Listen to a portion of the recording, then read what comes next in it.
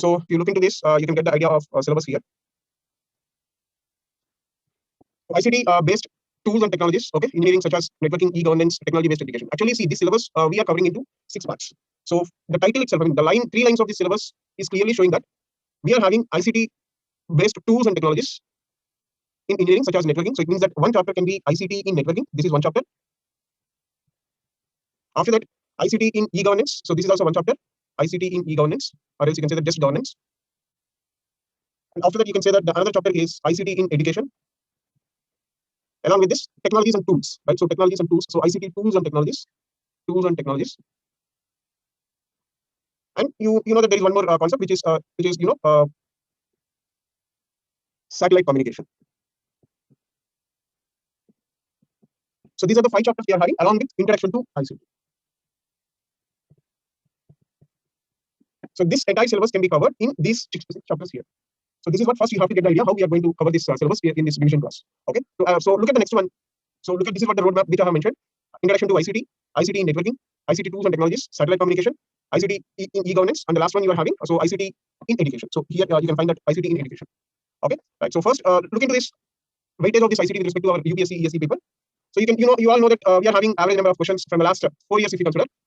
From the last 4 years if you consider, average number of questions we can expect from this ICT topic is 9, and average number of marks we can get from this ICT is 18. So this is what weightage of ICT here with respect to our UPSC ESE paper. Right. So then we are going to see the first chapter, introduction to ICT. So in this, what are the subtopics we are having? Look at the subtopics as part of this introduction to the ICT. We can have ICT basics. Like in ICT basics, what are the things we are going to cover here is what do you mean by ICT? First, definition we need to understand, and what exactly ICT stands for. That is also we can recall. Along with the definitions, various definitions of ICT. After that, we can see the basic system components, like what is CPU, what is that memory, what are the various components that are part of the computer. So these are the scenarios we can see as part of the system, and then we can see interface also, like how a user is able to interact with the computer. So these are the subtopics as part of our introduction to ICT, which is our chapter 1. So first, we are going to see the subtopic of chapter 1, that is ICT basics.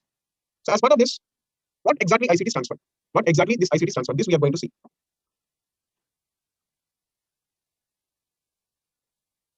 Right. So look at ICT. We are having 2 options here for ICT. One is information, communication, and technology. See, follow the passes: information, communication, and technology. And the second option is information and communication technology. So we are having 2 options here. One is information and communication technology. Another one is information, communication, and technology. So what exactly ICT stands for? This we are going to see. So is ICT is information communication technology, or else is ICT is information communication and technology? So this we are going to see. But mostly people used to prefer ICT is this one. So ICT stands for ICT stands for information and communication technology. This is the most preferable acronym for ICT. But this is also a suitable acronym for ICT. Then what is the difference between these two? What is the difference between these two? So if you look at the first one if you choose information and communication technology. So if we unpack this information and communication technology, we can visualize 2 words here. If we unpack this information and communication technology, we can see 2 words here. So what are the 2 words? The first one is information technology. The first one is information technology, and the second one is communication technology. And the second one is communication technology. So if we unpack that information and communication technology, we can have 2 words. One is information technology, and one is communication technology. So here we need to understand one important point, that is here in this option 1, is this information and communication, are they dependent on this technology or are they independent? This we have to understand first. So they are not independent. They are dependent. They has to go with the technology. So that is why it has written that information and communication technology. Otherwise, it would have written that information, communication, and technology. So here, this information and communication has to travel with the technology. So that is why we have 2 technologies here. One is information technology, another one is communication technology. So coming to the option 2, if you look at option 2 here, information, see, I clearly mentioned that pass, information, communication, and technology. So it means that we are having 3 terms here. 3 terms are independent here. So information is different, communication is different, and technology is different. So if we unpack the second option, we can have the first one is information, the second one is communication, and the third one is technology. This technology is, you can have information technology and you can have communication technology. So let's understand this particular second one, how we are going to have 3 terms here. So for that, we are considering one synonym, one simple analogy to understand this second option. So what is the analogy we are preferring here is we are considering a plumbing system. We are having ICT system and we are having plumbing system. So plumbing system I am considering as an analogy to understand the second option. So as part of this plumbing system, what are the components we are having? So plumbing system, it contains, that it deals with the water. You can say that standing water. So initially we will be having standing water, and this standing water is part of the water tank. So water tank is another component here. And from this water tank, this standing water can get flow towards the washroom, right? So it means that I can have pipes here, and I can have through these pipes, I can find flowing water. So now as part of this ICT system, we are mentioning that information is there, communication is there, information technology is there, and communication technology is there. So how we can map these four terms with respect to this plumbing system and ICT system? Have a look. So standing water. Standing water, you can say that it is information. It is equivalent to the information with respect to the ICT system. And this particular standing water, where we have saved in the water tank. So in the same way, with respect to the ICT system, this information have been saved. This particular information have been saved in hard disk or else in some memory. So that is considering as your information technology. So this water tank is equivalent to information technology. So information technology in the sense, I'm using this technology to store the information. That is hard disk, memory, something. Okay. So storage, I can say storage. Next, coming to from this water tank, this standing water is flowing now. It is flowing. Got my point? So now my data is flowing towards you. So what does it mean? Whatever the water that is in flowing, whatever the data that is in flowing, it comes under what? It is equivalent to. Can anyone respond? It is equivalent to communication. So the flowing water is equivalent to the communication here. And this communication is happening how? Via deep learning platform, let's say, in our analogy. But if you consider with respect to this ICT system and plumbing system, through the pipes. So pipes, I can say that it is called communication technology. So overall, from this particular analogy, what must be our understanding? The information. So here I have information. Okay, so here I have information. This information have been saved using the information technology, and this information, okay, this information is getting communication, or else it is involving in the communication with the help of communication technology. So what is the conclusion we are having from this analogy? Have a look. The conclusion is information is stored. What is that information here? Stored water. That information is stored using the information technology. So what is that information technology? If you consider ICT system, storage unit, and if you consider plumbing system, it is storage tank. So the information have been stored in the storage tanks, or else you can say that the information have been stored using the information technology. And the communication. So after storing, the communication is happening, okay, through the communication technology. So the communication is happening, or else the communication is reaching to the receiver with the help of communication technology. So with respect to our ICT and plumbing system comparison, pipes is comes under communication technology. Storage water comes under information technology. Okay, so storage tank is comes under information technology, and storage water is called, or else standing water is called information, and the flowing water is called your communication. So this is the way we can have the understanding of the second one. So overall, if we consider the comparison between,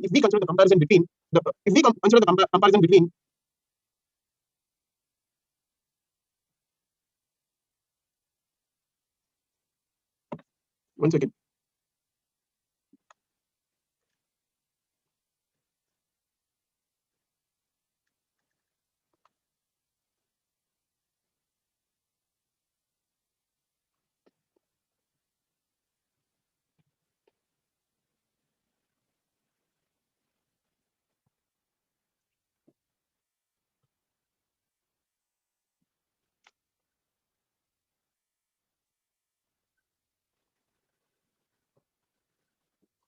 Please wait.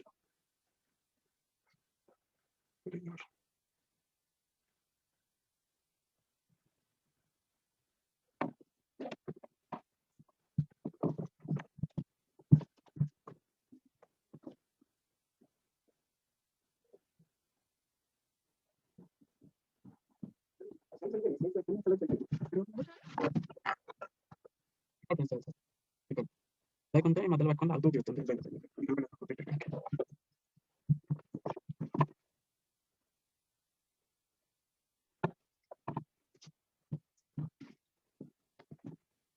So overall, what is the conclusion with respect to our analogy with ICT is ICT, so this ICT system and the plumbing system, if you compare both of them, so the standing water comes under your information, the flowing water comes under your communication, which is reaching to the receiver, and the information technology, which is equivalent to, or else the storage tank is equal to the information technology, and the communication technology, or else the pipes comes under. The pipes is one component as part of our plumbing system that is equivalent to communication technology. So overall, the conclusion here is the information have been saved using information technology, and the communication is happening to the receiver with the help of communication technology. So now I'm going to compare the first two options, that is information and communication technology, and information, communication, and technology. So if you consider these things, let's say the first one is information and communication technology. Information and communication technology. And the second one is information, communication, and technology. So in these two, I mean, this is your option one and this is your option two. Here we are having information, communication, information technology, and communication technology. So if you consider this tabular format, then you can understand what is the difference between the first option and the second option. So in the first option, if you look at this, the first option, when we unpack this first option, what are the terms we have identified? We did not identify information as an independent unit. We did not identify communication as an independent unit. So it means that we are not going to have information here, and we are not going to have communication here. But we can have information technology and we can have communication technology. So we can have information technology and we can have communication technology. So here we can have information technology and communication technology.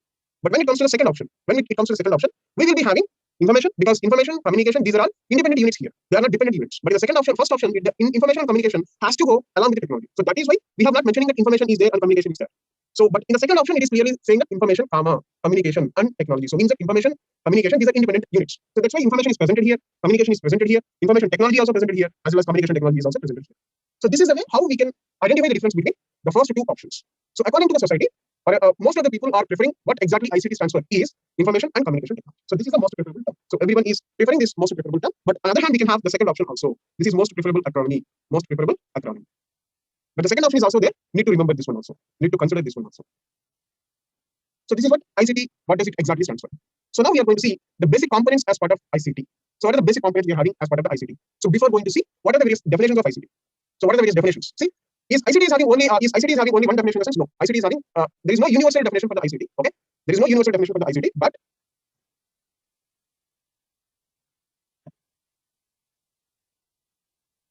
there is no universal definition for the ICT. But there are some popular organizations. They have given these definitions for the ICT. So let's look into the first definition of ICT here, which is given by IBM. Okay, so this IBM, which is International Business Missions Corporation. So this particular IBM have given the definition of an ICT as follows. See, if you consider the three definitions, so you can find here two definitions, and the next definition also there. Please observe these three definitions so that you can get some conclusion definition for the ICT. So the first definition is given by this IBM. We are considering IBM definition. So here we are having. Okay, so here we are having some information. So this information has to process. This information has to transmit, and this information has to store. So the information has to be transmitted. The information has to be processed. The information has to be stored. So storing, transmitting, and processing. Identify these three terms. Okay, these three terms. So processing of information, storing of information, and transmitting of information. So for doing these three activities, we are using information systems as well as communication systems. So to do these three activities, we are using information systems as well as communication systems. This is what the first definition of IBM or ICT with respect to the IBM. So what IBM is saying that ICT is the use of information systems as well as communication systems in order to transmit, process, and store information. So what is the definition? One, it is according to the IBM, it is saying that the use of information systems and the communication systems. So information systems in the sense, you can say that how you are saving that information. Communication systems in the sense, how you are transmitting. Okay, so this is what the difference between information system and communication system. So the use of information systems and communication systems in order to transmit, store, and processing the information, which is called ICT. So next, coming to the second definition. I hope you are clear with the first definition. Now we are coming to the second definition. So what this second definition is saying that, have a look. Yeah, Rahul Sharma, I'm moving faster. Don't worry. Okay. So the second definition is saying that, it is also same. Like we need to handle the information. See, here we are saying that transmitting, processing, and saving. So what does it mean? Handling the information. So for handling this information, whatever the technology we are using, that is called your ICT. So ICT as a technology, which can be used to handle the information and communication.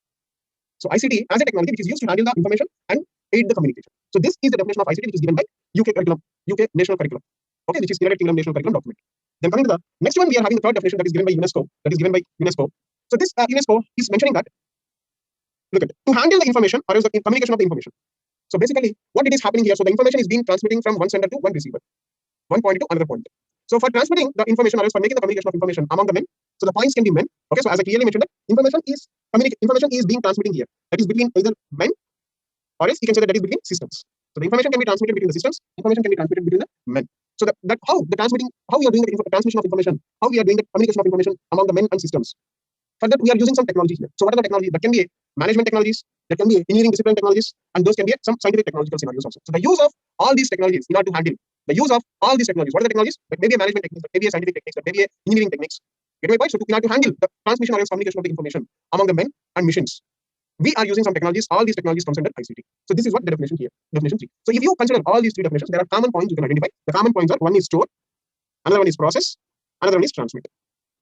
So the conclusion for this ICT, we can say from all the above three popular definitions for the ICT, among those, based on those three definitions, we can do the conclusion of definition for the ICT as, look at, in order to process information, in order to transmit information, or else in order to store the information, or else in order to analyze information, the use of new and modern technologies.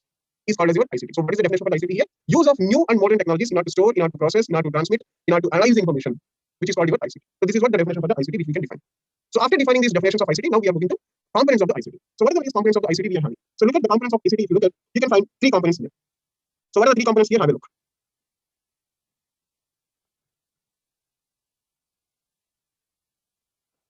So the first component is information. What is the first component? Information here.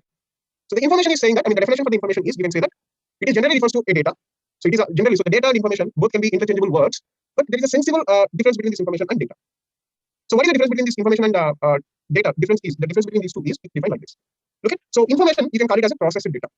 Information, you can call it as a organized data.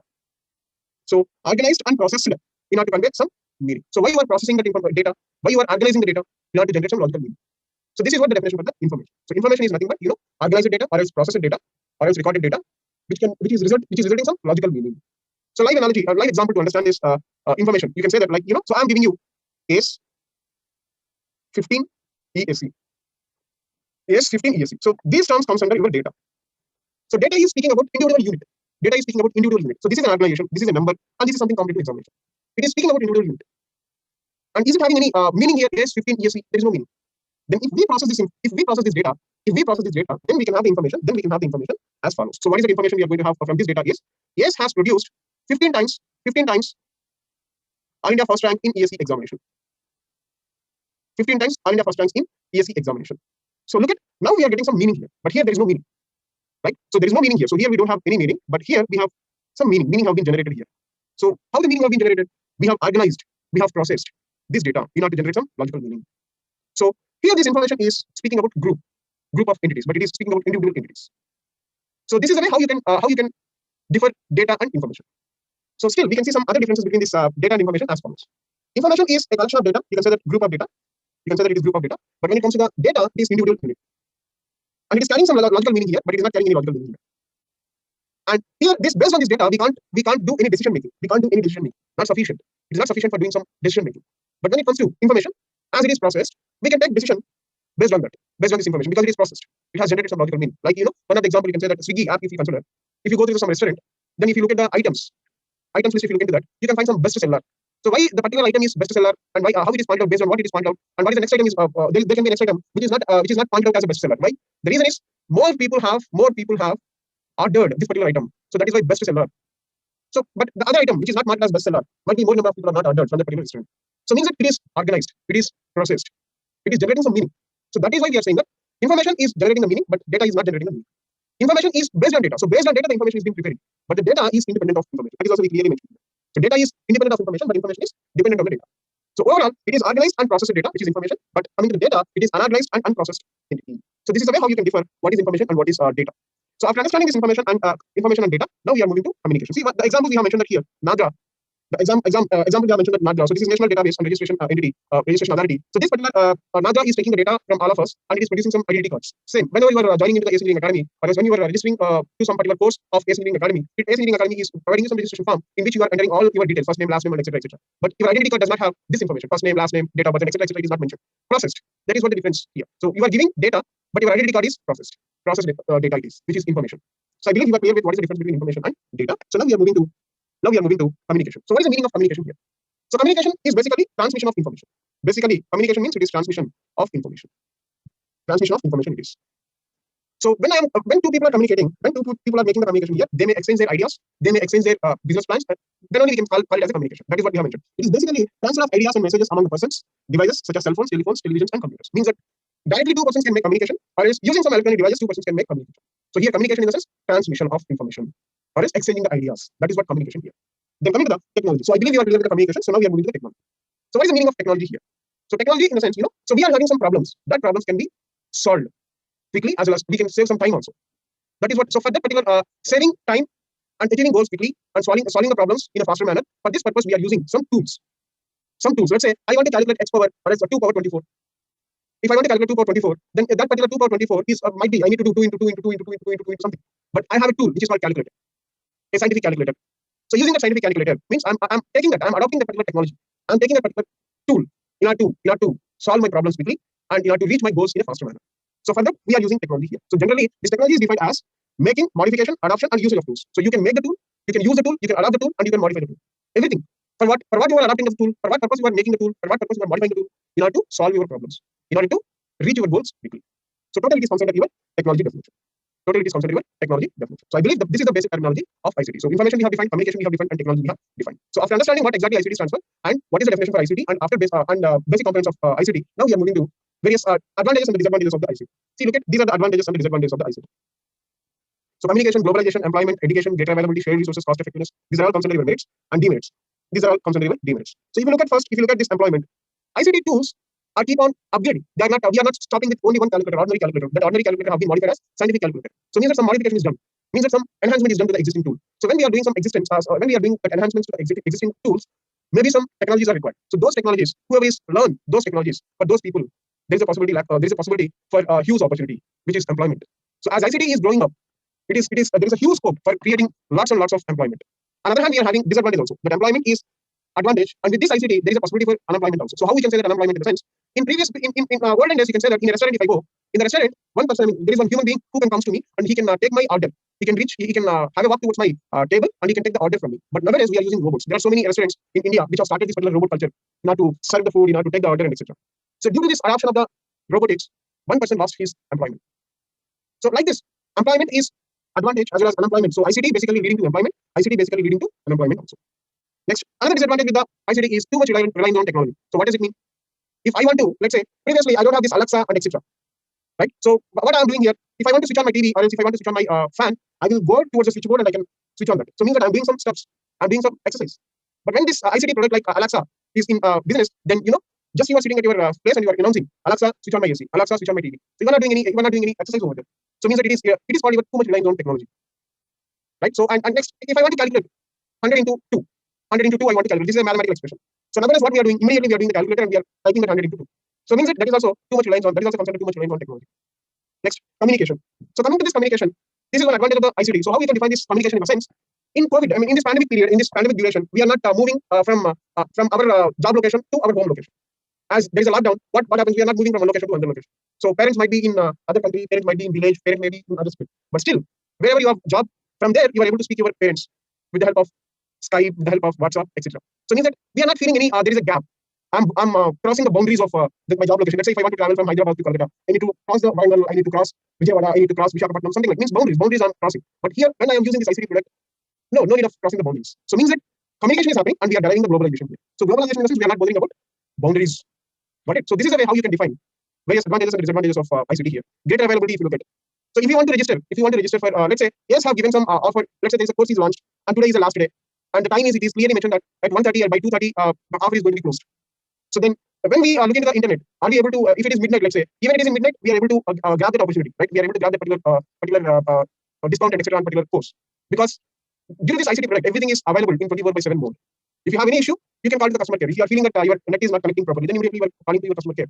So here we are having some IVR, interactive voice responses. So the interactive voice response is one of the advantage of this. One of the advantage of this particular, one of the ICT product, you can say. So due to the IVR scenarios, there are so many BPOs employees lost their jobs. So total, these are all concerned your ICT advantages and disadvantages, right? So I believe you are clear with them. So I'm moving to the as it is revision class. I'm proceeding to the next one. I'm not explaining all of them. So one by a few I have explained. Okay. So now I'm moving to the next one. So now we are going to the system here.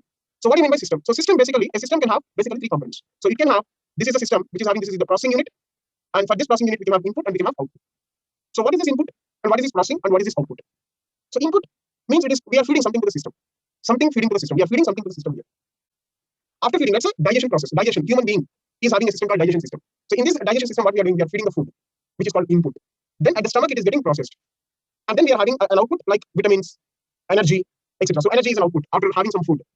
Red Bull drink, it is there. So there are some, there are some fast recovery drinks, right? So using those drinks, you can immediately reactivate according to the advertisement. So it means that you are feeding something and that is getting digested, and then the output is you are getting energy. So overall, a system can have three components here. One is input, and one is processing, and one is output.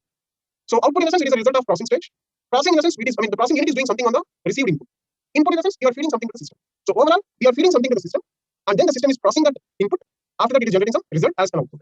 So the example for the systems, universally there are several systems. If you think with respect to ICT, we are considering computer is a system here with respect to ICT. And with respect to the human body, digestion system is one type of system. So this is the way how you can define what you mean by system. Then we are moving to the next one, which is computer. So what is the definition for the computer here? So we all know that computer is an electronic device. It is an electronic device which accepts something data as an input. So it is accepting something data as an input, and that received data is being storing into the memory. That received data is being storing into the memory. After that, we are doing some processing. We are performing some arithmetic and logical operations. We are doing some arithmetic and logical operations on that particular received data, and then we are getting some processed information or its processed results.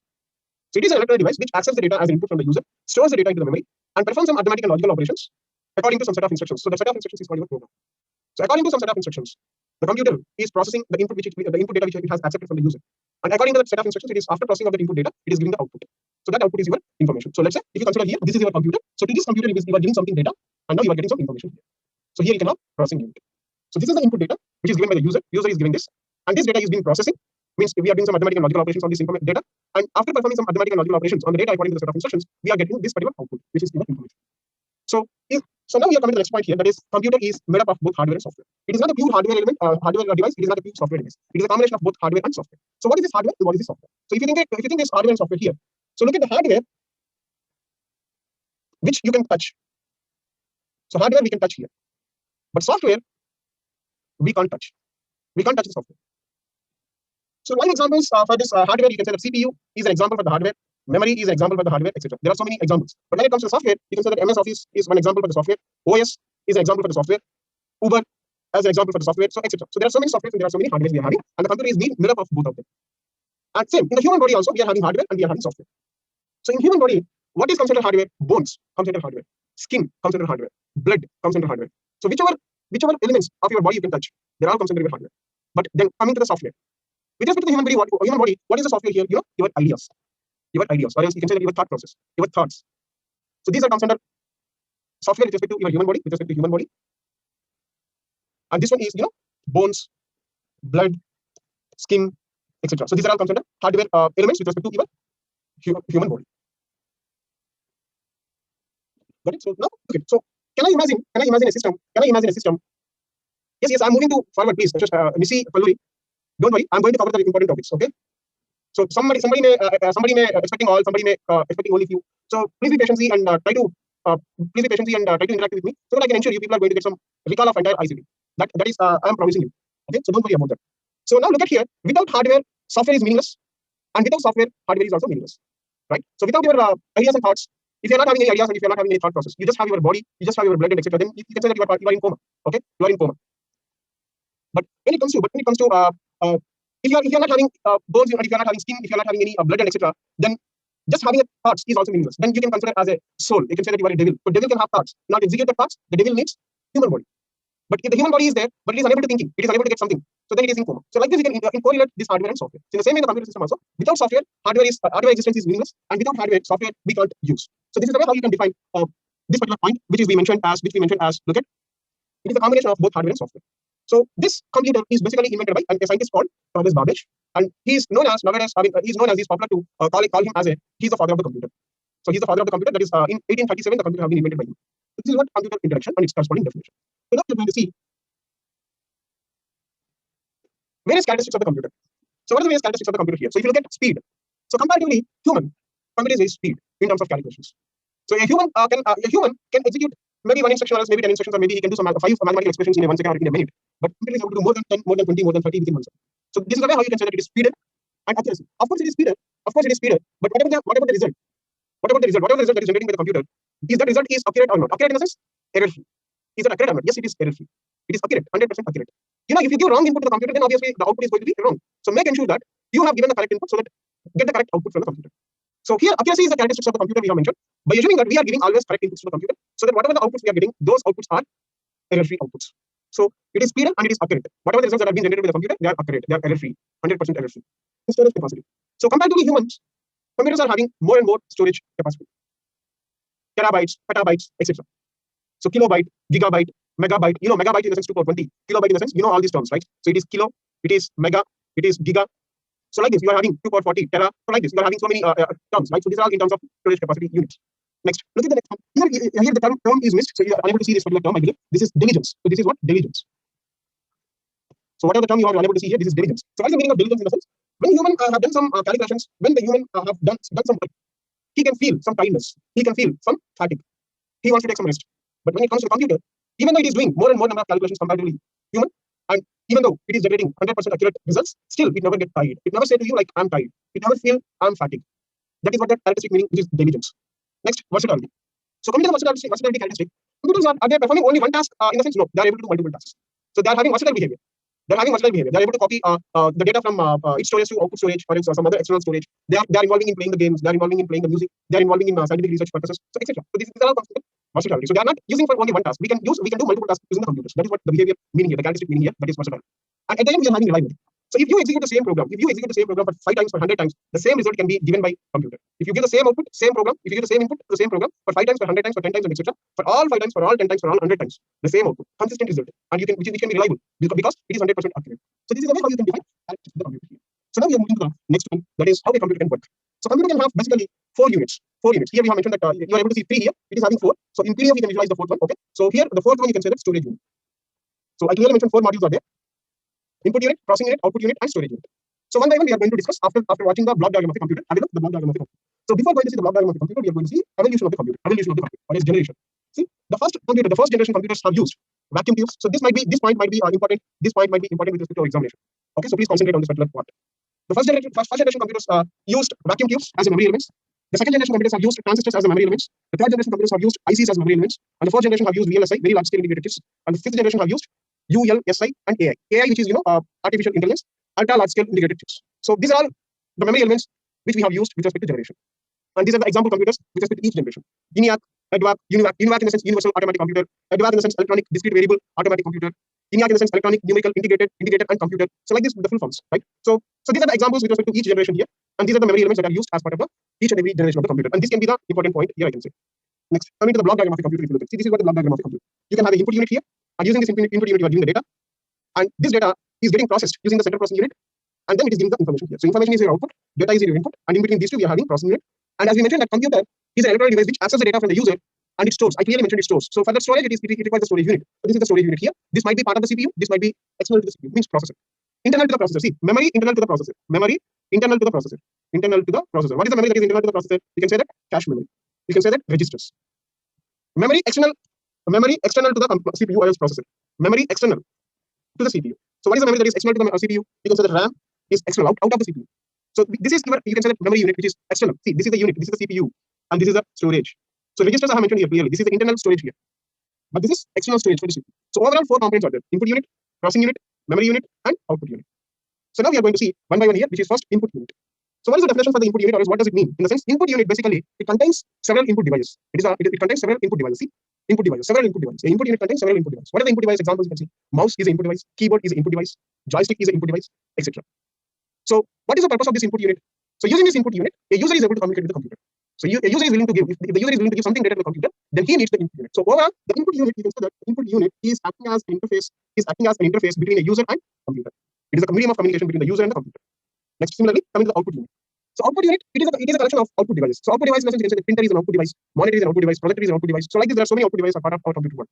So what is the purpose of this output device? So these output devices are displaying the result of processed data. They are displaying the results of processed data.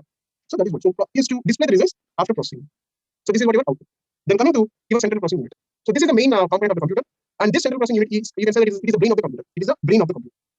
And this CPU contains 3 units, 3 sub-modules. That is arithmetic logical unit, control unit, and the third one is registers. You can say that memory. So ALU, CU, and registers. So these are the 3 sub-parts of the processor here. So what is this ALU and what is the CU? That we are going to discuss now. So look at the first one, CU, control unit. So the name itself really, if you observe that, control. So means that it's controlling all operations.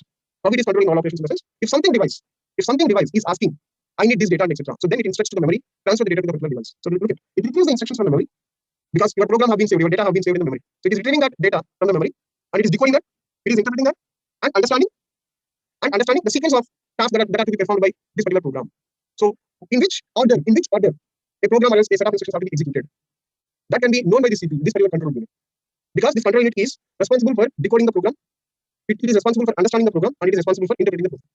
After all, doing this interpretation, okay, processing and decoding and etc., it can understand in which order the system has to be executed. So then accordingly, it transmits the instructions to the other parts of the computer to execute them. So first it needs to understand, the control unit needs to understand first. Then accordingly it sends control signals to other parts of the computer in order to execute those instructions which are part of the memory. So this is what your control unit. So control, it is controlling. So controlling in the sense, first it is taking the data, decoding, interpreting, understanding in which order the program has to be executed. After understanding, it starts sending the signals, control signals to the other computer in order to perform the required operation. This is the way how you can define this control unit.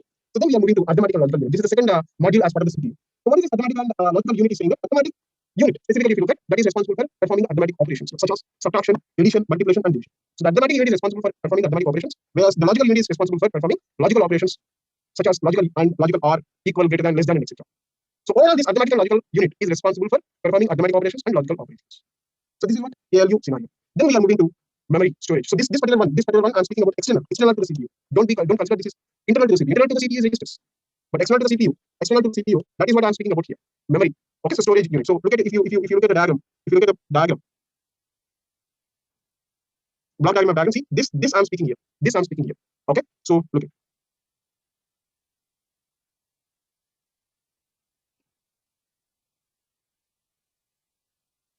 So this particular memory is essential because the definition of the computer itself clearly saying that it takes the data and it stores the data.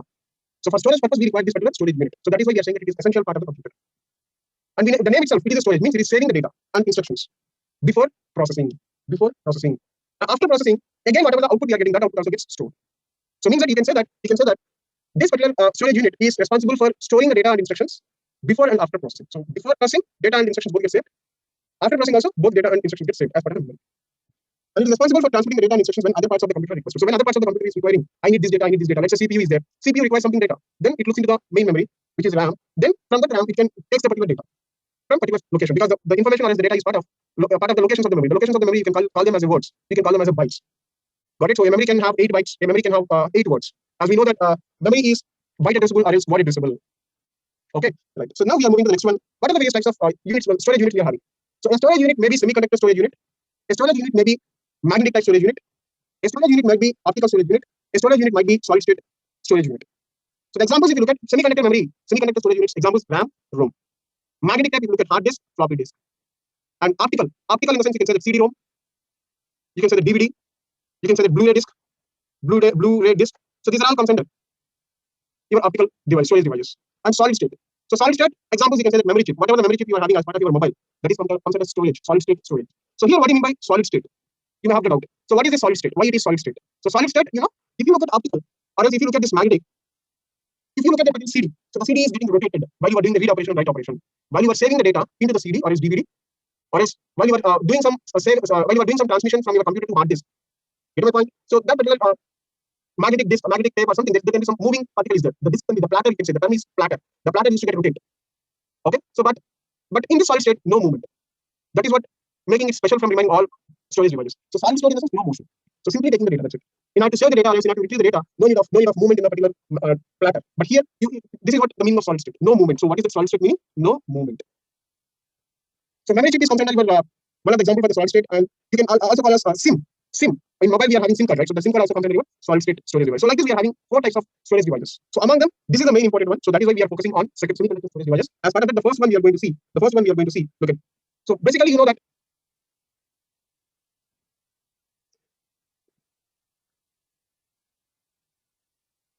Deepak, yeah.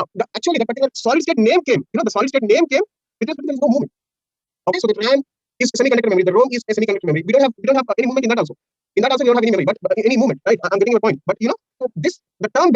So comparatively, this and this, we are not having any movement in this. Right? And this is more portable. The memory chip and the SIM card, these are more portable comparatively this RAM and ROM. So that is one specialization between there is one difference between the semiconductor and solid state storage devices. Got it, Deepak? Thank you, Deepak. Next. So now we are moving to, so as we mentioned that semiconductor memory. So basically, the memory is two types. One is primary memory, another one is secondary memory. So what is this primary memory and what is this secondary memory? So the differences if you look at, primary memory is internal to the memory. It is internal to the memory. Internal memory, you can say, as part of the computer we are having. But when it comes to the secondary memory, is also called as auxiliary memory or is backup memory. And coming to this primary memory, in nature, in behavior, it can be volatile behavior or as well as it is non-volatile. So what do you mean by volatile and what do you mean by non-volatile? Volatile in the sense, if you lost the power, lost data. If you lost the power, it also lost the data. But what do you mean by non-volatile? So if you lost the power, you are not losing any data. Okay, so volatile in the sense, if you lose the power, obviously the data can get erased, or else you can lose the data. Non-volatile in the sense, even though you lost the power, the data remains there. So this primary can have both volatile behavior as well as non-volatile behavior. So if you look at RAM, is volatile. If you look at ROM, is non-volatile. So both are part of the memory, part of the computer. So that's why we are saying that a primary memory can have both nature, non-volatile as well as volatile. But when it comes to the secondary memory, it is always non-volatile. Even though the power is off, even though the power is on, the data which is part of the pen drive never lost. Pen drive is one of the backing storage, right? So like this you can say. So and the next point, if you look at, so CPU can directly access the data from the primary memory because CPU is connected to the CPU and this primary memory. These are all connected to the system bus. So that you can send it via the system as the CPU is taking the data directly from the primary memory. But when it comes to the secondary memory, CPU can't take the data directly from the secondary memory. Then how the secondary memory data can be accessed by the CPU? In a sense, the secondary memory data has to be loaded into the primary memory. So it means that swap in operations, swap out operations. Like you might have listened these terms, swap in and swap out. So you are doing swap in operation, means you are bringing the data from secondary memory to main memory. Swap out, you are bringing the data from main memory to secondary memory. So if you want to access the data that is part of your secondary memory, make ensure that the data should be loaded into the main memory. Then only the CPU can access the data. So this is what third point explanation here. So CPU can't access the data directly from the secondary, but the CPU can access the data directly from the primary. Next. Yeah, this is what all-time nature meaning, and this never data loss. Even though the power failure is that we never lost the data here. And look at this primary memory. Size is smaller compared to the secondary memory, but it is larger. So it means it might be 2 GB, 4 GB, 10 GB. You may have your memory, right? 2 GB RAM. You might be use these terminologies or use words. 2 GB RAM, 4 GB RAM. But when it comes to the hard disk, you may have terabyte of hard disk. So like this, you can mention these terms in our general routine life. Next, it is more cost, but it is less cost. So these are the various differences between your primary memory and secondary memory. Next, look at the primary memory classification. So far, we have seen the classification of memory. So now we are going to see the primary memory classification. So primary memory is being classified into two types: RAM and ROM. RAM and ROM. So what is the difference between this RAM and ROM? After looking into that, then we can see the classification of RAM. Okay. So first we are going to see difference between RAM and ROM. See, RAM which transfer random access memory, whereas ROM which transfer read-only memory. And what about the access? What about the access? Means are we able to do both read and write access here in the sense? In RAM, we can do both read and write operations. But in the ROM, we can do only read operation. Only read operation. Then who are doing this write operation on the ROM in the sense? The manufacturer. So whoever is making your computer, whoever is designing your computer, that particular manufacturer. Let's say if you are using Lenovo, if you are using Sony, if you are using Vahio, if you are using Dell, so that particular persons who are representing Dell, who are representing Intel, who are representing your IBM. So those people are writing, they are doing write operation into the RAM, into the ROM. But being an end user, you can do only read operation. But when it comes to the RAM, being an end user, you can do both read and write operations. And this particular RAM, physical size is larger than ROM. The physical size of the RAM is larger than ROM. But when it comes to the ROM, it is smaller. Next, RAM is volatile behavior. It is volatile, but ROM is non-volatile. Next, access. RAM, from whatever the data that is part of the RAM, that can be directly accessed by the CPU. But ROM, you have to load the data into the RAM. So if you want to access the data that is part of the ROM, that has to be loaded into the RAM. Then only the CPU can access the data that is part of the ROM. So means the direct access can be done with the RAM. Okay, indirect access can be done with the ROM. And speed, RAM is faster because RAM is very close to the CPU because it is directly taking the data. But when it comes to the ROM, it is slower. And coming to the cost, it is more expensive and it is less expensive. So if you look at the diagram for RAM and ROM, so this physical size, if you look at this is your RAM, which is very larger, but ROM is which is very smaller. So this is what RAM and this is what your ROM, and the corresponding differences between RAM and ROM we have discussed so far. So now we are moving to the next one, which is classification of RAM. As I mentioned, we are having two classifications of RAM. If you look at this diagram, two classifications of RAM, that is SRAM and DRAM. What is this SRAM and what is this DRAM? So the definition or as the stands for. So SRAM stands for static RAM, whereas DRAM stands for dynamic RAM. And look at the SRAM contains, this is what important point here. SRAM contains transistors, but DRAM contains mostly capacitors. So since these are the transistors, we need continuous power supply. So that is why the power consumption is high in the SRAM. But when it comes to the DRAM, power consumption is low because capacitor can hold the data for some amount of time. After that, it gets discharged. So it means that the power consumption by the capacitor maybe can be less compared to the transistor. So transistor needs continuous support of power, but ROM does not require continuous support here. Next, access time, RAM less access time. SRAM is having less access time, whereas it is having more access time. So speed. So SRAM is faster, but DRAM is slower. On the location, if you look at, SRAM is part of the processor, but the DRAM is on motherboard. See, what is the meaning of this part of the processor in the sense? CPU, whatever the CPU we have mentioned, I have mentioned one name. As part of the CPU, we are having a memory which is called cache memory. The cache memory have been prepared with this SRAM. So that is what I have mentioned here. So that is why it is faster. It is faster. See, if you look at, this is your main memory. This is your main memory. If it is your main memory, and if it is your CPU, in between these two, we can have the cache memory. So it means that, of course, this cache memory is internal to the CPU. Here it locates. So internal to the CPU. So that is why it is faster. Access time is less. But when it comes to the ROM, it is on motherboard. It exists on the motherboard. It is not part of the processor. So that is why access time is more here, and it is slower. So like this, you can define, you can do the difference between SRAM and DRAM. Then coming to the next one, look at the diagrams. If you look at, this is what your SRAM, this is what your DRAM, and this is what your SRAM. This is part of the CPU, and this is part of the motherboard. Next. So now look at the computers, types of computers. We are in the ending stage of chapter 1, which is introduction to the CPU, introduction to this ICT. So types of computers, if you look at, we are having 5 types of computers: supercomputers, mainframe computers, mini computers, workstations, and personal computers. See, this is a single user system. This personal computer is a single user system. It is mainly for playing games, mainly intended, mainly used for playing games, or you can say that web surfing. Mainly it is used for web surfing and playing games and etc. But when it comes to the workstation, and it is having moderate processing power. So these are the features of your personal computer, you can say. But when it comes to the workstation is also single user computer, single user system. And the difference between this workstation and personal computer is it is having high resolution desktop. Whatever the monitor it is having, that monitor is high resolution monitor. And processing power can be also more than this personal computer. More processing power comparatively personal computer. Next, it is basically intended for CAD CAM operations. I mean, whatever the software we are having, CAD CAM, oriented software. So for these purposes, mainly this workstation is used. Next, mini computer. So this mini computer is multi-user system. It is a multi-user system, and it can execute multi-user system in the sense it supports up to 250 users. Up to 250 users it supports, and it can execute more number of instructions at a time. More instructions execution at a time. Let's come to the mainframe computer. So this mainframe computer is also multi-user system. It is also multi-user system. It is also a multi-user system, and it supports thousands of users. Thousands of users it supports, and this is having high processing power. High processing power. So here it is mentioned that let's say if it is executed 10,000 instructions, but it is able to execute lakhs of instructions at a time, millions of instructions at a time. But when it comes to supercomputer, it is also a multi-user computer, multi-user system, and it can execute trillions of instructions in a second. Trillions of instructions in a second. And this supercomputer is mainly intended for weather broadcasting, weather forecasting. It is mainly for weather forecasting, nuclear applications, and civil engineering, thermodynamics applications, and etc. Okay, so these are various types of computers and their functionalities. Look at the image. You can see this is your personal computer. This is your workstation. For identification purpose, I just given this, and this is your mini computer. This is your supercomputer, and this is your mainframe. So basically, this mainframe is used to store huge amount of data. Huge amount of data. It can be used for database server. Huge amount of data can be part of this mainframe. And the supercomputer is used weather forecasting, nuclear operations, thermodynamics, mathematical expressions, evaluation, etc. Okay, so this is what various types of computers which we are having. And now we are having the last component as part of this introduction to CPU, introduction to ICT. That is your interface. So interface. So interface in a sense here we are speaking about operating system. Operating system. So what is the definition of operating system?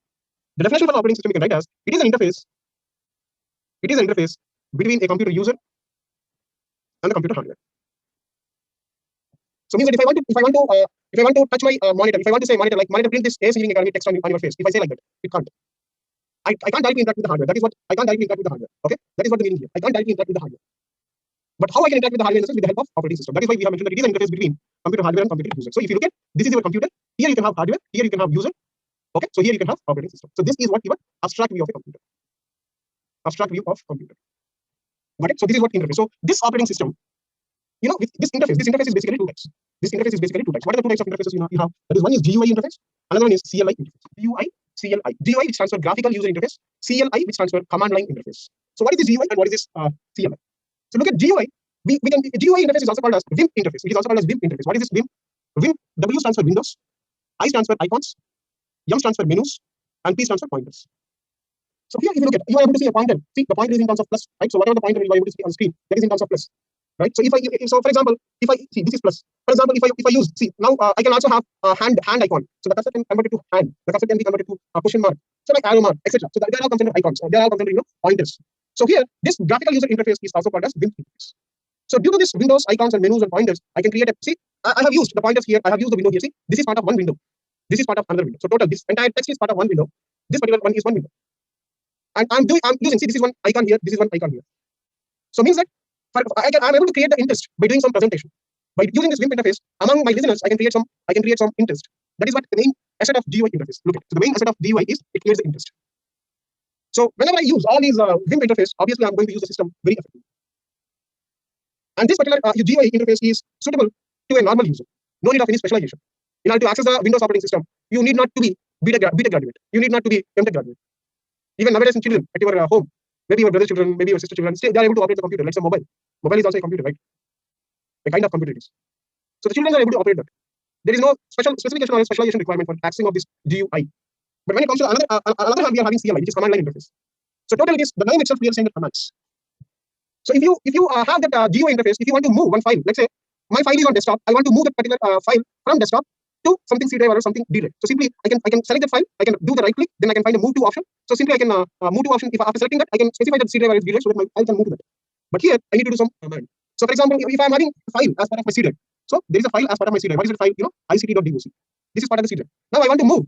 I want to copy this ICT.doc into the D drive. Then what is the command I'm going to use? So copy C drive ICT file to D drive. So like this, I need to write some commands here. So how many commands I'm having such type of commands in the sense? There are a huge amount of commands. If I want to delete, again I need to have a command. If I want to save, again I need to use something command.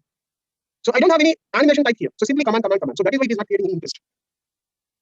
But when it comes to GUI, we can do animations with that particular Vim interface. That is why it is able to create the interest among the business. But this one, not creating the business, not creating any interest to the business. And is it suitable to the normal users? No, it is not suitable to the normal users. It is suitable for only experts. Whoever is experts in commands, those people can access this command line interface effectively. So can't use the system effectively. And the person who is having strong command, the person who is having strong knowledge on the commands, only that person can access it. So that is why we can say that this is suitable for the experts.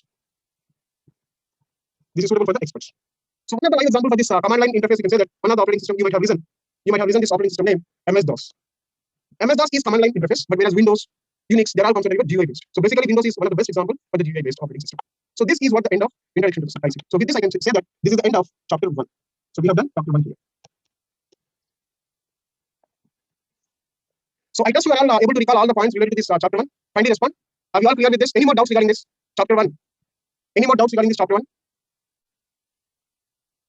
Right. So thank you so much. So now we can go ahead with the chapter 2 after having some break. Okay. So we can take a break for 10 to 15 minutes. Then we can start chapter 2 here. So the session can be continued till 12:30, 1 o'clock. Okay. So let me check how many chapters I can cover. So I believe you are clear with this. So we are going to cover the chapter 2, which is ICT networking, one of the vast one. After that, we can see ICT in education. After that, we can see satellite communication. After that, we can see e-governance and etc. All chapters we can cover. Don't worry. Okay. Right. So thank you so much. We can take the break for 10 minutes. So later we can see chapter 2.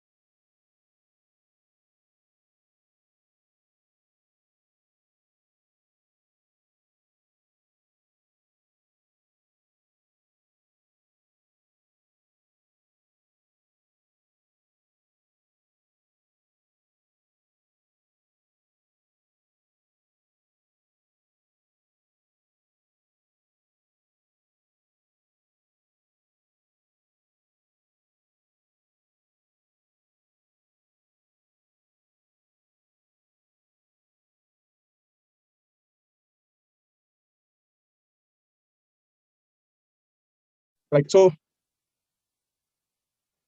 I'm proceeding to chapter 2, which is ICT in networking. So what is ICT in networking? So first we are going to define what do you mean by network.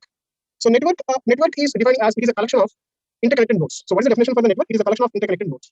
So what does it mean? If you have node 1, node 2, node 3, or 3 systems, this is fourth system and this is fifth system. If all these systems are getting connected via a cable, the cable might be a wide cable, the cable might be a wireless cable.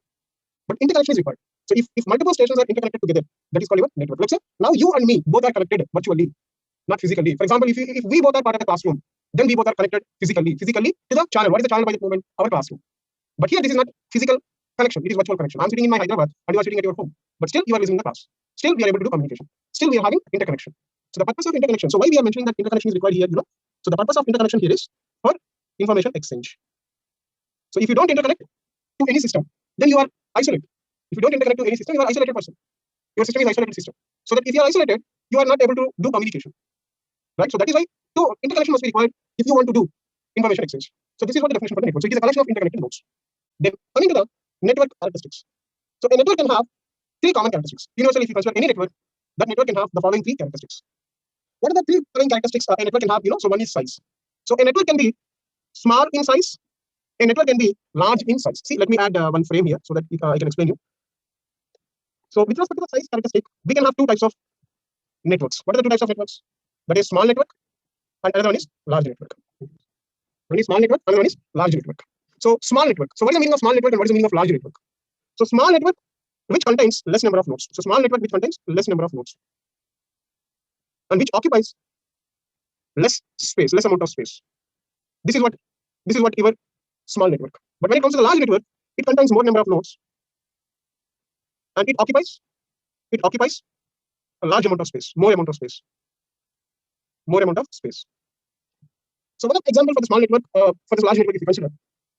So the best example for the small network I can write here is PAN, personal area network. Means one computer is being connected with the printer. That is called a PAN, a simple PAN. Bluetooth is also considered a PAN, that is wireless PAN. So Bluetooth is wireless, right? So if I want to do transmission, I mean image transmission from one mobile to your mobile using the Bluetooth, I can do it, right? So means only two and limited amount of nodes can be part of this particular small. But when it comes to the large network, which is the best example for the large network, you can call it as internet. So huge amount of nodes can be part of this, and it is occupying huge amount of area compared to this small network. So like this, you can design two types of networks based on size characteristic. So then coming to the next one, which we have type characteristic. So type characteristic. Pulkit, current affairs I'm not going to deal. Pulkit, sorry to say that. Okay.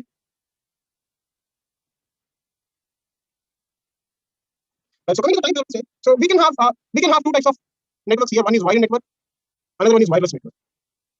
One is wired network, another one is wireless network. So coming to wired network, what's the meaning of wired network and what's the meaning of wireless network in the sense? Look at, so this wired network is also called as a connection-oriented network. It is also called as a connection-oriented network. And this is also called as connectionless network. This is also called as your connectionless network. So connection-oriented means we need a connection before making data transmission. So connection-oriented, what does it mean? Need of connection. Need of connection prior to data transmission. Like one of the best examples for the connection network is telephone networks. So telephone networks comes under even wired networks. But when it comes to connectionless networks, the name itself clearly saying that no connection. No connection, but data transmission can be happen. Data transmission can be happen. So one of the live example for this connectionless network is, you can say that mobile network. So mobile network consider even connectionless network. So like this, you can define connection-oriented and connectionless. So universally, if you consider any network if you consider universally, that can be considered connection-oriented, that can be considered connectionless, either connection-oriented or connectionless, either small or large. Next, you have effectiveness. Characteristic of network, common characteristic of network is effectiveness. So effectiveness, based on this characteristic, you can have two types of networks. One is efficient network, another one is inefficient network. Efficient and what is inefficient? So efficient in the sense, no errors, means no data loss, within the time data travel, within the time data can be traveled, within the stipulated time data can be reached to the receiver without any errors. That is efficient. But when it comes to the inefficient, maybe there is a data loss and delayed manner. There can be some delay in time. So such type of network also to be inefficient. So we can say that wired networks are more efficient than wireless networks. We can say this point. Wired networks are more efficient than wireless networks because in wireless networks, let's say if you're speaking with the mobile, if we both are communicating through the mobile, you may say one point like, sorry, your data is your voice is lost. I'm not getting your voice. But when we both are speaking together in telephone, landline connection, then you may not say that. Because in landline connections, in telephone connections, we are using repeaters as the intermediates. But in mobile, we don't have any repeaters scenarios. So purely based on the frequency, we are delivering the data. So this is the way how you can say that efficient and inefficient. So an efficient network, or the effectiveness of this network can be fall on 4 parameters. The effectiveness of the network can fall into 4 parameters. So what are the 4 parameters we are having? So look at the 4 parameters. You can say that the first one is accuracy is 1 parameter. So whether the data is successfully transferred to the receiver without any modifications. The data which exactly sent by the sender, is it equals to the data which is exactly sent by the receiver or not? That is what your accuracy. Next, timeliness. So what is the meaning of timeliness here? The meaning of timeliness is the data is successfully reached to the receiver or not? If the data is reached to the receiver within the time or not, that is what the meaning of accuracy, timeliness. Then you are having another parameter which is called jitter. Jitter means a time delay at the receiver. Time delay, the arrival time of the packet. They can have some time delay because in wireless networks, let's say this is my sender and this is the receiver. In wireless networks, one packet may travel in this path, one packet may be traveled in this path, one packet may be traveled in this path. So then what will happen? This path may have more traffic, this path may have less traffic, this path may have moderate traffic. So that even though this is the first packet which has been traveled, when it comes to the receiver end, it is going to reach the receiver in a delayed manner. So it means that all these 3 packets are not reaching to the receiver with the same interval. So the arrival time of the packets can have some time difference. The time difference is defined by this jitter parameter. So accuracy, timeliness, jitter. So based on these parameters, you can say that a network is said to be efficient or inefficient. This is what this slide explains. But then coming to the next slide. So now can we to the next slide, that is block diagram of a network. So the block diagram of a network includes basically 5 components. What are the 5 components? Sender, receiver, message, protocol, and communication. Or you can say the communication medium or its transmission medium. So basically, there are 5 components as part of this block diagram of a network. You can see sender, receiver, message, protocol, and transmission medium or its communication medium. So what do you mean by sender and what do you mean by receiver? What do you mean by message? These things we are going to see how. So sender is also called as transmitter. Sender is also called as source. Sender is also called as message generator. So these are the synonyms for the sender: transmitter, generator, and source. And this sender, what is the functionality? It transmits. If you are using the transmitter, then the corresponding word is transmitting. If you are using generator, then the corresponding word is generating. If you are using source, the source is sending. So like this you can say. So what is the meaning of what is the responsibility of the sender is? It is responsible for sending or transmitting or generating a message onto the channel, onto the network. So what does it mean? Being a sender mission, and this is the channel, and here I have receiver. Being a sender, I have something message here. I am placing this message onto the channel. This is called even putting the message onto the channel. This is what the sender functionality. So he is putting the message onto the channel. Let's receive. So what is the functionality of this receiver? And this receiver is also called as processor, or else you can say that destination. The other name for the receiver is destination or else message processor. So this receiver is receiving the data and processing the data. He's receiving the data and processing the data. This is the responsibility of the receiver. Then we are moving to transmission medium. So transmission medium, it is also called as various names we are having for the transmission medium. That can be treated as communication medium, that can be treated as link, that can be treated as channel. So what is the functionality of this transmitter, this particular transmission medium? The name itself, medium for transmitting the data. medium for communication. So that is what. So the communication medium is a physical path by which message can be traveled between the sender and receiver. Next, message. What is the meaning of message? Message is the plain text. It is called as plain text or as original data. That is willing to send by the sender. So sender is willing to transfer whatever the message, whatever the data, whatever the plain text, whatever the original information which the sender is willing to transfer. That is called your message. So that is what the definition of the message is. Whatever the original information that the sender is willing to transfer, that is called your message. This message other names are plain text and data. Next, after understanding sender, receiver, message, and transmission medium, now we are moving to the fifth component, which is called your protocol. So protocol, what does it mean? So protocol means it is a set of rules that governs the data transmission between the sender and receiver. See, set of rules that governs the data transmission between the sender and receiver. Let's say we want to speaking together based on some rules. Like I'm going to start the session in 6 chapters. So the entire syllabus of the ICT can be covered in 6 chapters. These are the 6 chapters. Like that I have mentioned, I have started that, and you people have accepted me. So that is why you people, we both are having proper communication. Otherwise, you people can leave the session if you are not interested. So if you are not interested about my teaching flow, then you people can leave the session automatically because protocol violation. Right? So this is what. So whatever the rule that is set by the sender, that rule should be accepted by the receiver. Then only between the sender and receiver can have proper communication. Otherwise, there is no proper communication. So for that, we are using a component which is called protocol. So protocol is a set of rules that governs the data transmission between sender and receiver. So what are the types of protocols we are having? So we are having 2 types of protocols. One is connection-oriented protocol, another one is connectionless protocol. So connection-oriented protocol, the examples you can write TCP, FTP, SMTP, etc. So there are so many connection-oriented protocols we are having in the internet. On the other hand, connectionless examples, UDP, IP, TFTP, DNS. These are all considered your connectionless protocols.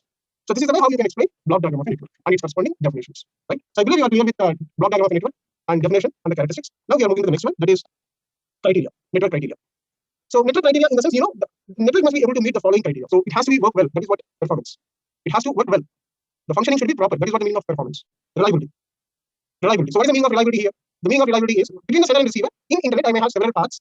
So initially, if I select one path to do data transmission, if that path is lost, then I have any other alternate path to do data transmission. In a sense, no, I am having other paths. That is what meaning of reliability. So if I'm facing something failures, am I able to recover from the failure or not? That is what speaking of reliability. And the third one is security. So whatever the data that is being transferred between the sender and receiver, without modifications, is it reaching the receiver or not? That is what security. So like this, we can mention criteria of the network. Next, coming to the applications. So basically, networks can be applicable in broadly the following 2 areas. One is business area, another one is people. So if we use networks among the business, we can achieve reliability, we can achieve scalability, we can achieve resource sharing, and we can save money also.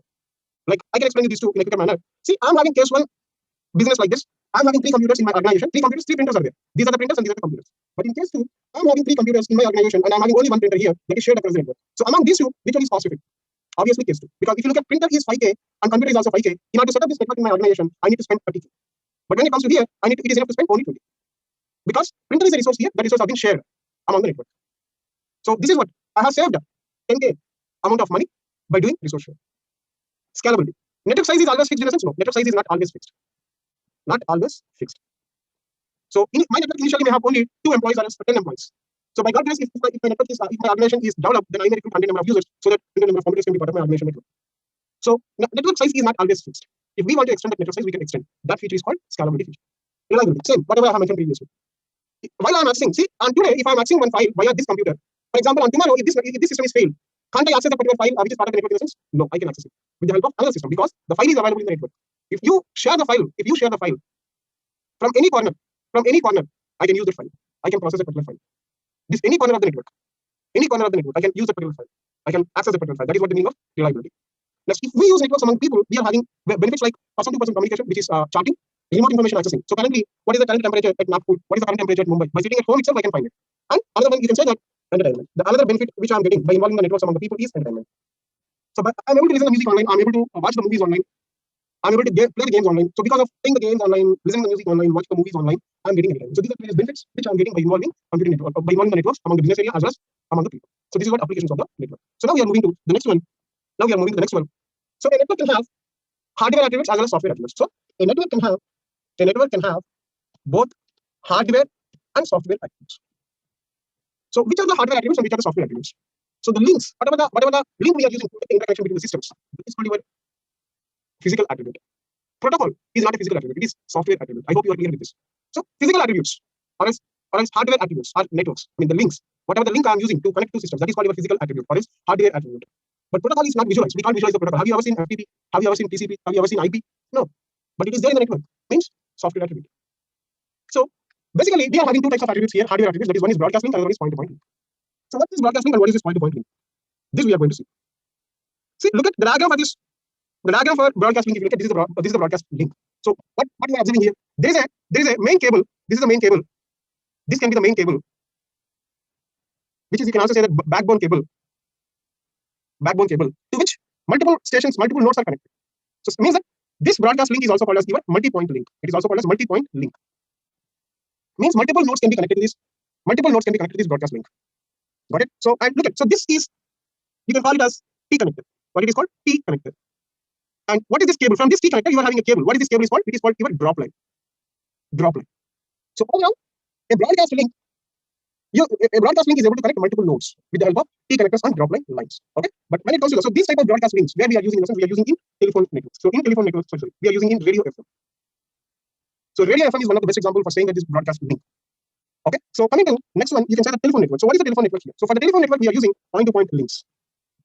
So look at in this diagram, you can see there are 2 stations which are connected by 1 link. There are 3 stations which are connected by 3 links. There are 4 stations which are connected by 6 links. So this is what your point-to-point link. So basically, the point-to-point link can connect at most 2 systems. At most 2 systems it can connect. A point-to-point link can connect at most only 2 systems. See, whatever the communication that is happened via these 2 links, I mean via this link, there is some communication is happened between this computer and this computer. This communication cannot be known by this one because this is not connected to this point-to-point link. So here, every station can place the data here. Every station can place the data onto the backbone channel. So that is why there is a possibility for collisions here. I mean, you can say that data loss. But in the point-to-point links, only this station and this station, these 2 are placing the data. So comparatively, multiple stations speaking, or multiple users are speaking together. Is it creating a disturbance in the class, or else only 2 or 3 people are there in the class and they are speaking? Is it creating a disturbance in the class in the sense if multiple users are speaking in the class together data? That is leading to the more chaos, more collision. So a point-to-point link can be used. So it is used. It can connect only two systems. And if I want to do data transmission, let's say I'm having a system like this. So this is my system 1, this is my system 2, this is my system 3. If I want to do data transmission from here to here, then first I need to transfer the data to this, and then I need to transfer the data to this. So the intermediate is involved in here. That is what another point which is point-to-point. So intermediate nodes gets involved here. Intermediate nodes are involved. But in the case of broadcast link, no intermediate is involved. No intermediate is involved. So how you can say that no intermediate is involved in the sense, in this broadcast link, along with that message, whatever the message we are having, so let's say this is system 1, this is system 2, this is system 3. If this system 3 wants to transfer the data to the system 3, then this is the message to this header will be there. In this header, it places the destination address. So what is the so since this station 1 wants to transfer the data to this station 3, then it is mentioning the receiver address along with the message. So when this message is reached to the station 2 cannot access this because it has seen that the address field is not intended for this. So then it is ignoring that message. So now this message will come to here, so that this third station can take the data by assuming that it is intended message to this because the address is 3. So, for example, let's say if you're saying that Hemant have posted one doubt, I have answered a doubt. The answer is delivered to all of you. But when I asked Hemant, have you clear with my explanation of your doubt? So means only Hemant is going to, or only Hemant is responsible for responding to that particular doubt. So you are all listening, but processing can be done by only one person. That person address is appended there by the sender along with the message. So this is the way how you can distinguish what is broadcasting and what is point-to-point link. So intermediates are involved here, but here no intermediate is involved. So since no intermediate is involved, you can say that this hardware elements, I mean these broadcast links can cover shorter distance. They can cover shorter distances. But when it comes to the point-to-point links, they can cover longer distances. So how you can say that longer distances? By involving more and more intermediates between the sender and receiver, I can make longer distance coverage. So this is the way how you can distinguish what is point-to-point link and what is broadcast link. Next, what are the various types of networks you are having? So you are having PAN, LAN, MAN, and WAN. So different types of networks you are having. So what is this PAN? Personal area network. So what is this PAN stands for? PAN stands for personal area network. Personal area network. And this personal area network can cover very shorter distance, up to 10 meters only. It can cover only up to 10 meters. So 10 meters in the sense, let's say, if it is in my hand, I'm able to catch some water bottle, I'm able to catch my sanitizer, I'm able to catch my disinfectant spray, I'm able to catch my mobile. So this is what, I mean, whichever I can touch, that is what my personal PAN. So that is what the personal area network. So another best example of this PAN is, Bluetooth. So this Bluetooth, you can also call it as a wireless PAN, which is W PAN. You can call it as a W PAN. Right? So this is what types of networks, and this particular PAN is implemented in Germany. Let's look at the LAN, local area network. So what is this? LAN stands for local area network. So this local area network can cover the distance which is more than PAN. So you can say that a room, one entire room can be covered by this LAN. So here in this diagram, we can see Ethernet. This Ethernet we can see later. Okay, so this Ethernet we can see later. So this Ethernet is a standard, cable standard, we can say. This Ethernet is a cable standard. So this Ethernet actually adopted by IEEE. So that is why IEEE 802.3 is the standard for this Ethernet. And this Ethernet is classified into basically 4 types. What are the 4 types? One is standard Ethernet, another one is fast Ethernet, another one is gigabit Ethernet, and another one is 10 gigabit Ethernet. So like this, we are having so many Ethernet classification. So standard Ethernet, how you can define this? So standard Ethernet provides 10 Mbps of data rate, fast Ethernet provides 100 Mbps of data rate, gigabit Ethernet provides 1 Gbps of data rate, 10 gigabit Ethernet provides 10 Gbps of data rate. And this standard Ethernet again classified into 4 types. What are the 4 types? 10 base 2, 10 base 5, 10 base T, 10 base F. Where here 10 defining your data rate. 2, what is the meaning of 2? 200 meters length. 5, 500 meters of length. T 100 meters of length. This is 100 meters, this is 500 meters, and this is 2000 meters. So a cable can have these specifications. So if you are using 10 Mbps of internet bandwidth, then you may use standard Ethernet cable. If you are using 100 Mbps of internet connection at your home, then you can say that you are using fast Ethernet cable. If you are using 1 Gbps internet bandwidth at your home, then you can say that you are using gigabit Ethernet cable. So that Ethernet is a cable standard. I hope you are clear with this Ethernet. And this is a backbone cable. I mean, this is the backbone cable. Okay, so this is the main cable to which multiple stations are connected here. And this is, a broadcast link. So no. So multiple stations are connected to this. This is the broadcast link here. And how this LAN can differ from MAN, WAN, and internet. So how we can differ this LAN from MAN, WAN, and internet? Okay. LAN can differ from MAN, WAN, and internet based on its size and topology. So LAN can differ from MAN, WAN, and internet based on its size and based on its topology. So comparatively, MAN and WAN, LAN size is very small. And what is this topology? We will let you know the topology later. Okay, so we are going to discuss various types of topologies. Next, this is what the description about LAN. Then coming to the next one, MAN. So metropolitan area network. So what is this MAN stands for? Metropolitan area network. So this particular MAN is covering the entire, you can say that city, total city. So the best example for this MAN is cable network. So whatever the cable network we are having, Hathway, GTPL, so whatever the cable networks we are having, they're all considered even MAN. So this MAN, how it can differ from LAN, WAN, internet? So MAN can differ from LAN, WAN, and internet based on a characteristic called DQDB characteristic. What is this? DQDB characteristic. DQDB characteristic. So what is this DQDB? So DQDB, which stands for distributed queue dual bus. Distributed queue dual bus. What is this DQDB architecture? If you look at this, you can find out DQDB architecture. So dual bus. What is the meaning of dual bus? Dual bus is two buses. Look at, there is bus here. There is bus B. Two buses are there, to which multiple stations are connected.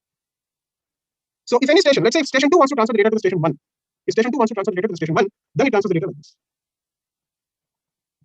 It means that via lower bus. If station 1 wants to give a response to the station 2, then it gives a response like this.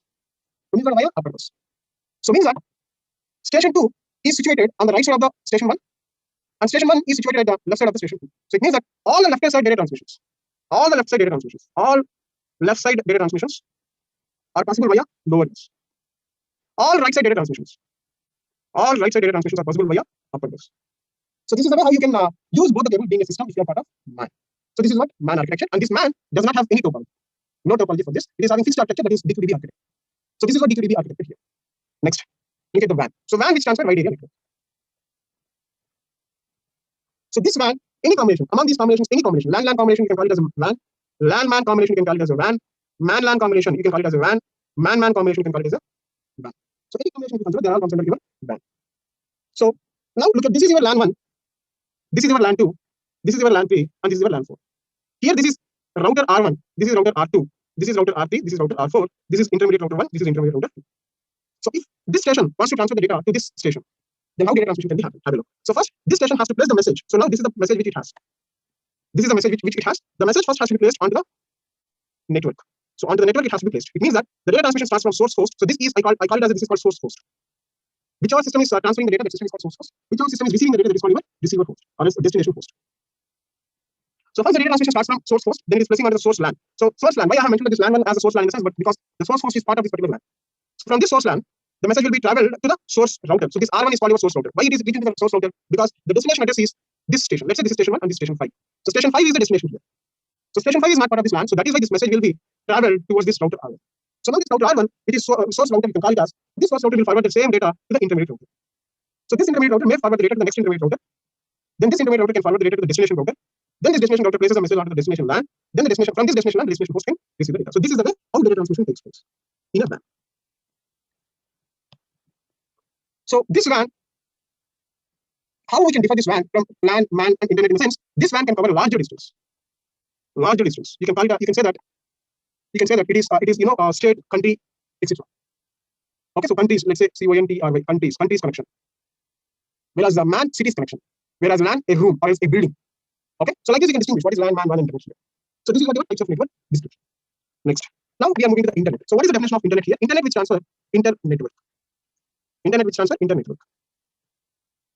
So what is the first ever designed internet here? ARPANET. ARPANET is the first ever designed internet. After this ARPANET, we are having MILNET. After MILNET, we are having the next evolution is NSFNet. After this, we are having the next evolution which is called CSNet, and finally we have internet. So ARPANET, Advanced Research Project Agency Network. MILNET, Military Network. NSF-Net, National Scientific Federation Network. CS-Net, Computer Science Network. So again, we are having internet here. So this internet says aside what is WiMAX. See, WiMAX is a wireless technology. Okay, so I also you might have listened this Wi-Fi, which is IEEE. It is IEEE standard for IEEE 802.11. Okay, so we are having after this Wi-Fi, the next one is WiMAX. WiMAX is also a wireless technology in order to make the interconnection or else making the communication between the nodes. So this WiMAX also having IEEE standard IEEE 802.11 and it is having versions. Might be it is IEEE 802.11b. So this is what I can give about this WiMAX. Okay, right. So internet it is invented by two people, two scientists. One is Self and another one is Khan. So these are the two scientists who have invented this particular internet. So this is what evolution of internet here. Next, see this is a tabular format which you can understand. Metropolitan network covering the city. Countries, continents are covered by data network. Room, building, and campus they are covered by land. And personal area network is 5 meters. This is up to 10 meters. Beyond the 10 meters and up to 1 kilometer, it is local area network. Beyond the 1 kilometer to 10 kilometers, it is metropolitan. Beyond 10 kilometers, wide area network. So this is the way how the occupant. This is what distance that is covered by each and every land. Next. So now we are going to speak about the topologies. Topology. We clearly mentioned topology. So topology definition, if you recall, topology definition. It refers to the physical and logical behavior of a network.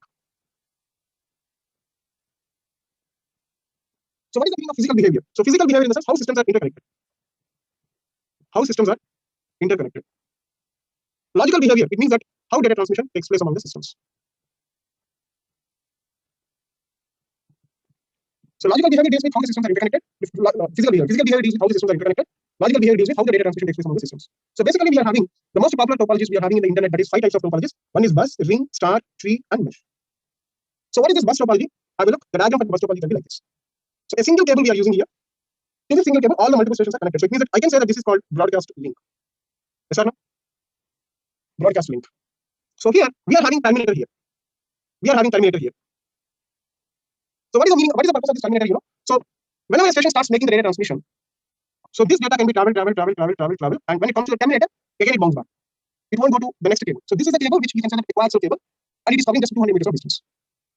So the terminator is the end point of the network. Whenever the data signal is being touched with the particular terminator, again it can come back. So here multiple stations are connected to the same channel in a linear fashion. Okay. So how the data transmission takes place in this? Only one station can make the data transmission here at a time. So this is before Ethernet concept. So this is before Ethernet. So before Ethernet, only one station, only one sender you can say. Only one station can send the data. But after Ethernet, multiple stations can transfer the data. But after Ethernet, multiple stations can transfer the data. So if multiple stations are making the data transmission, then you may have doubt like possibility of the collision. So data collisions can be there. Then how this Ethernet is dealing with that in the sense. In Ethernet, we are using a protocol called MAC protocol. So what is the MAC protocol we are using as part of this Ethernet is CSMS-CD. So CSMS-CD is a MAC protocol that is responsible for handling of the collisions in bus topology. So this is what the bus topology here. Next, coming to the advantages and disadvantages with this bus topology. So as we are having only one cable, if that cable is lost, there is no chance of data transmission. That can be the first advantage. Look at first disadvantage. See, if main cable is damaged, whole network fails.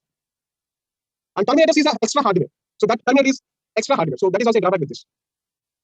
So if you add more devices to the existing bus topology, then operations can be slow because the link which we are having, the link may have 10 Mbps of data rate.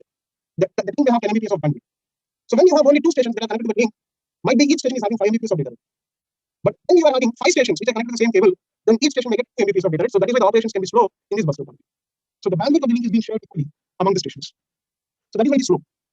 And including node and exclusion of node means that adding a node and deleting a node from the existing network can be easy here. It is very easy without affecting another device. But only scenario is if you start adding the other devices, the network performance is going to be slow because bandwidth is shared. And it is easy to install and implement because only one cable, you are making the connection to all the systems. And it is the best suited topology for the small networks. And it is having less cabling compared to mesh and star because only one cable we are having here. And it is not suitable for the networks which are having high traffic. High traffic in the sense more number of senders. More number of data is part of particular channel. That is called even more traffic. For such type of networks, it is not suitable. But for the small, it is suitable. So this is the way how you can define advantages and disadvantages of the bus topology. Next, ring topology. So coming to the ring topology, here the systems are connected in a circular fashion. So the systems are connected in a circular fashion. So whatever the link we are using, see this is the link. This link is connecting how many devices here too. So it means that this is your point to point link. Only in this scenario, limitation in this ring topology is direction for the data transmission. It can transfer the data only in the unidirectional. Suppose unidirectional data transmission. If you want to transfer data in the clockwise, you have to transfer only clockwise till entire data is being transmitted. If you want to transmit the data in the anti-clockwise, only anti-clockwise. It is not supporting the bidirectional. If you want to have bidirectional into this ring topology, yes, you can do it by adding one more cable here. Then this is not called ring topology. This is called dual ring topology. So one cable is for transmitting, one cable is for receiving. That is called your dual ring topology. Okay. So this is the way how you can define this ring topology. And now look at the advantages and disadvantages of this ring topology. So as it is unidirectional, so let's say this is unidirectional from here. So this is my sender and this is my receiver. I want to transfer the data in this direction. So if I choose this direction to make the data transmission, then in this direction this system is involved. If this system is failed, I can't do data transmission between these two. So that is what one disadvantage with this. See, if node goes down, entire network goes down. And this is not in this addition of one device and deletion of one device is difficult because it is disturbing entire ring. And everyone can transfer the data. There is no restriction like only one station is allowed to do data transmission. Everyone can do data transmission here. That is what equal access. And comparatively, bus topology, here we will be having less number of collisions. You can say that reduces the chance of collisions. Because indirectional, not bidirectional. And it is easy to install. So this is the way how you can define the advantages and the disadvantages of the ring topology. So now we are moving to the smart topology. So look at this is a hub to which all these stations are connected. Every station should connect with this central device. This is what how we can configure the smart topology. All the nodes, whichever node is part of the network, that has to be connected with the hub. And what are the advantages and disadvantages with this hub? So far you have seen the bus topology drawback, if you recall. If the main cable is breakdown, then it is impacting the entire network. In the ring topology, if the intermediate node is failed, then it is showing the impact on the entire network. But here, if this link is failed, is there any impact on the remaining network? No. If this link is failed, is there any impact on the remaining network? No. So that is why we are saying that it is a bit reliable than star than bus and ring. That is what advantage of this. Data collisions were not there. Easy fault detection. So easy fault detection means whichever station. Let's say here we have a hub. To this hub we can have LED here. LED lights are there. Look at these are the LED lights. These LED lights are, if all the devices are functioning well, they are all in green color. If any node is not making the data transmission, then it can indicate the red color. So it means that there is something went wrong with the link or else with the station. So that is how you can identify the fault. So that is what easy fault detection. It is less expensive than mesh topology because less cabling. Comparatively mesh topology, it is having less cable. Addition and deletion of a node is easy here. So simply plugging and unplugging, not impacting all the devices. So only drawback with this is if the hub or if the central hub or the switch, if it is failed, then entire network gets affected. So this is the way how you can define ring topology, star topology here. So now we are moving to the tree topology. So tree topology you can call it as a hybrid topology, which is a combination of both bus and star. So it is a combination of both bus and star. Are you all feeling bored? So how you are saying that it is bus and star? Because see, there is a main cable. One main cable is there, and this configuration is called a star topology. This configuration is called a star topology. And this is called star topology. So it's a combination of both bus and star topology. In this, the stations, the nodes can be connected in hierarchical manner. So it means that this way. If you consider this is a hub, active hub, and this active hub can connect the passive hubs. And to these passive hubs, we are having the station 1, station 2, station 3, station 4, station 5, and station 6. So those gets connected in hierarchical manner in this tree topology. Next. Advantages and disadvantages of this tree topology. Disadvantage, as it is inclusion of both bus and star, obviously the cabling will be high. That is why it is costlier than star and ring topology. Maintenance and installation is also very difficult because more cabling is there. If the first level computer is erroneous, then the next level computer will also faces the problems because the data is being traveling from here to here. So it means that data is traveling to the passive hub, then active hub, then passive hub, and then to the system.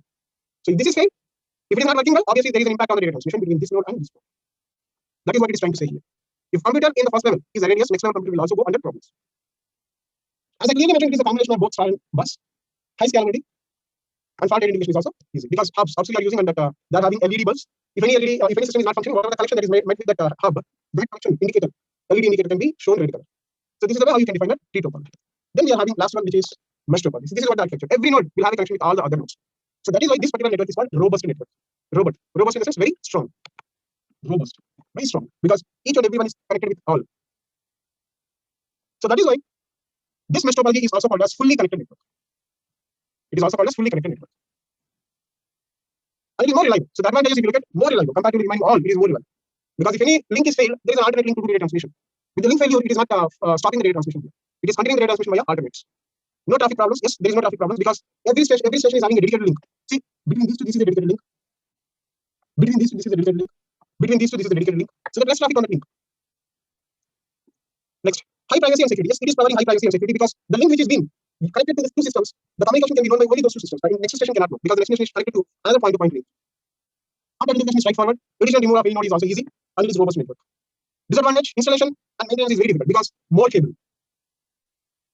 because it is more capable. So this is the way how you can define the mesh topology advantages and disadvantages. So with this we can say that network topology is done. Next, we are having the next concept, that is DNS, domain name system. So what is this DNS? See, for example, if this is a user and this is another user and this is another user, now on the other hand, this is a computer, this is a computer, this is another computer. So universally, the users are identified by the names. So this username might be Ram, this username might be Lakshman, this username might be Hanumanta. So based on the name, using the name, they get identification.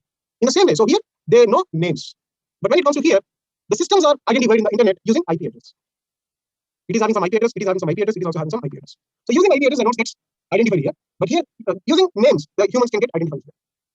So since these users know the names, if they want to access something website, they will use the URL address. What is that URL? URL stands for Uniform Resource Locator. And this is humans are knowing the names and systems are knowing the numbers. You can say that IP address is a number. So means that between the humans and the systems, we need some gap. We are having some gap. So to fill the gap, we are having a bridge. To fill the gap, we are using a bridge. What is this bridge name? DNS. So using DNS, we can convert these names into numbers. So basically, the DNS is used for mapping the URL address into IP address. It is used to convert the URL address into IP address. And what is this DNS stand for? Domain name system. So how we can convert the name into number? Have a look at it. This is the system. This is the system. It wants to access Google.com. So now this request has been transferred to this server. What is this server? This is called DNS resolver. What is this called? DNS resolver. So this DNS resolver is your ISP here, Internet Service Provider. So whatever the website you want to access, that website will have some URL address. That URL address will be forwarded to this DNS resolver. So now this DNS resolver will verify. This DNS resolver will verify in its cache. In its local cache, it verifies about the corresponding IP address to this website. So for example, if it is unable to find out the corresponding IP address for this website, then it forwards the same request to the root server, DNS root server. So this DNS root server, okay, so this DNS root servers, we are having 13 sets of root servers. We are having 13 sets of DNS root servers we are having across the network, across globe. And these 13 sets of root servers are located in different locations. They are not located in the same location. They are located in different locations. And each set can have different IP addresses. Each set can have different IP. So this DNS root server does not know the IP address of this website, but it is giving the idea. It is giving the idea to this DNS resolver. Please contact to TLD server. So the TLD server IP address is being transferred to this. So now this particular DNS resolver is sending the same request to the TLD server. So what is this TLD? TLD is transfer top level domain. Top level domain. So this top level domain server verifies for the IP address, but it does not have that IP address. Then it is sending an IP address of authoritative server. So this is called authoritative name server. Authoritative name server. So after getting the IP address of the authoritative name server, this DNS resolver will forward the same request to the authoritative name server, and this authoritative name server will have the IP address. Because whatever the domains we are having universally in the internet, all the domains corresponding IP addresses can be part of this authoritative name server. If you want to host a website, compulsory your website address and your IP address will be part of this particular authoritative domain name server. So at the end, we got the IP address here. This IP address, which is the corresponds to this Google.com, this will be forwarded to the domain name server resolver or its DNS resolver. Then this DNS resolver will forward the corresponding IP address to this source system. So this is the way how DNS is able to convert the URL address into IP address. I hope you're all getting my point, right? So that's why if you're accessing something website, so just in your system, type www.google.com. If you type www.google.com, immediately if you look at the bottom of the page, then you can find the connecting to something IP address. Means that mapping is in progress between the URL address and IP address by the DNS. So this is how the DNS works. Next, email system. This is another subtopic, the email system. So what is this email system? So this email system basically have two components. It is having two components basically. Or as you can say the three components. So what are the three components? One is user agent, another one is message transfer agent, and another one is message access agent. The three components are part of this email system. So if you look at the email system architecture, so this is the email system architecture. Email system architecture. If you look at this, here we have the sender. The sender is having some user agent. The sender is having some user agent. Means something Gmail. Gmail is a user agent. Yahoo Mail is a user agent. Microsoft Outlook is a user agent. So using this user agent, being a sender, I'm creating something mail. So that mail I have forwarded to sender's mail server. So at the sender, we will be having some mail server. So to that mail server, the mail will be forwarded. And to this sender's mail server, the message will be traveled to receiver side mail server. So until the message is reached from this point to this point, this is all in the scope of this is all in the presence of SMTP. So that is why this is SMTP protocol coverage. But when it comes to the POP, this is a MAA, mail access agent. But SMTP is a mail transfer agent. SMTP is a mail transfer agent. POP3 is a mail access agent. And you can say that this SMTP is push protocol. It is pushing the mails to the mail server. But when it comes to the POP, it is pulling. You can say that this is pull protocol. It is pulling means receiving the data from the web server. So this is the way how you can define email system architecture. So sometimes email is also called as SMTP. Sometimes email is called as SMTP. So this is the way how you can define email system architecture. And these are the features of SMTP. SMTP, as I mentioned, that it is a push protocol. It is a push protocol. And it is pushing the emails from end-to-end to mail server. And it is an in-band protocol. What do you mean by in-band? Both data signals and control signals can be traveled via the same link. This is the meaning of in-band. There is another term which is outband. So outband in a sense, data signal is traveling in via one link and control signals are traveling in another link. That is called your outband link. So this SMTP is using TCP port number, which is 25, and it is using TCP as a transport protocol. And this SMTP uses persistent connections. So connection we are having two types of connections. One is non-persistent, another one is persistent. So non-persistent means one object, one link. But when it comes to persistent, multiple objects via one link.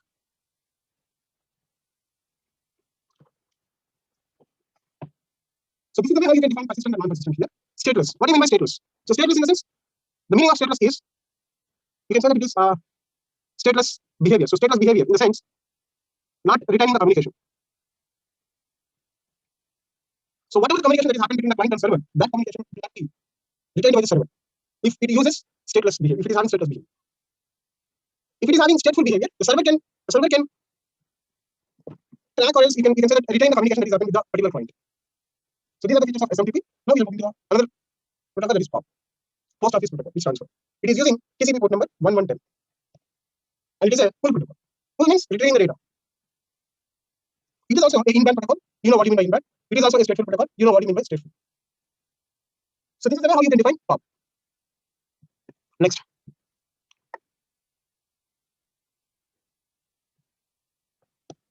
So along with the POP, there is another protocol we are having at the receiver side to retrieve the mails and to retrieve the data.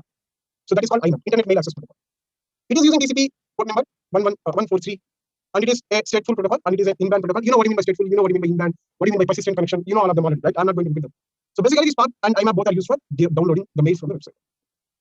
So live example to understand IMAP and POP is, so if I send a file to you, if I attach a file to you through my mail address to your mail address, the mail without downloading, are you able to watch it or not? Without downloading. So just if you clicking on that, you can able to see some content, right? So you're able to see some content. That is IMAP activity. But if you are having POP, you have to download the file completely, then only you can visualize. But IMAP, partially you can access the file without downloading to the physical memory. This is what the fundamental difference between POP and IMAP. So both are full protocols, but SMTP is the push protocol. So this is the way how you can explain email system. Next. The next one we are having here, reference model. So what do you mean by reference model? So reference model is, it is a blueprint. It is a blueprint which shows how data transmission takes place. How data transmission takes place in a network in between the two systems, in between two systems. Blueprint in the sense, like a plan. When you are trying to construct your house, you will be having some house construction plan. According to the plan, you are constructing your home, right? Deva sir, will you upload to yes, it can get uploaded, don't worry. You also. Okay. Right. So this is it is a blueprint which shows how data transmission takes place between the sender and receiver. That is what we reference model definition. Now we have only two reference models in the internet message. No, we are having seven reference models. So seven reference models we are having, like ISO OSI reference model, TCP/IP reference model, ATM reference model, BISDN reference model, Wi-Fi reference model, Bluetooth reference model. So like this, we are having so many reference models. But it is enough to know with respect to our ICT. It is enough to know about only ISO OSI reference model. So where ISO which stands for International Standard Organization, OSI which stands for Open System Interconnection. Open System Interconnection. So why the title is ISO OSI? Basically, it is a OSI reference model. This OSI reference model is introduced by ISO organization. So that is why it is ISO OSI reference model. And this ISO OSI reference model consists of 7 layers. This is important stuff from ICT in networking. Okay. So total 7 layers we are having. What are the 7 layers? We have listed down here: physical layer, data link layer, network layer, transport layer, session layer, presentation layer, and application layer. And we have given the explanation of each and every layer here. See, this is what the diagram for the ISO OSI reference model. Okay. Right. So, and this ISO OSI reference model, 7 layers have been categorized into 3 groups. These are the 3 groups. The first group is user-friendly group, and the second one is transport layer group, and the third one is network-friendly layer group. So which layers are concerned with user-friendly in the sense application, presentation, and session? Which layers are concerned with transport layers in the sense transport layers in the sense transport layer, data link layer, and network layer? And which layers are concerned with network-friendly layers in the sense physical layer, data link layer, and network layer? So like this, you can categorize all the 7 layers of OSI reference model into 3 groups. Okay. Right. So now look at one by one layer and its function. It is enough to know only the functionalities of these layers. That's it. See, 7, this is physical layer, this is data layer, this is network layer, this is transport layer, this is session layer. So like this, every layer functionality we clearly define. So better to remember all of them. Okay. So do you need explanation? I can give explanation. It's not an issue with me. Or else just anyway, it is part of the PDF which is going to be uploaded in your ODS.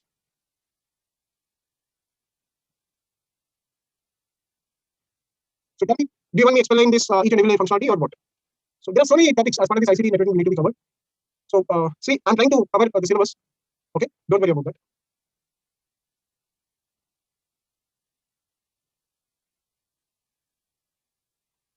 Yeah, might be EC people and etc. They don't require this layers concept. I know because they have already listened this scenarios, right? Unanimous attendee. Any doubt with respect to the topology, please tell me so that I can explain. I mean, I have given brief information, I believe. If you have any doubt regarding any topology, please raise the doubt. I'm ready to explain. Don't worry about that. Unanimous attendee. Might be your EC student or STP student, I believe.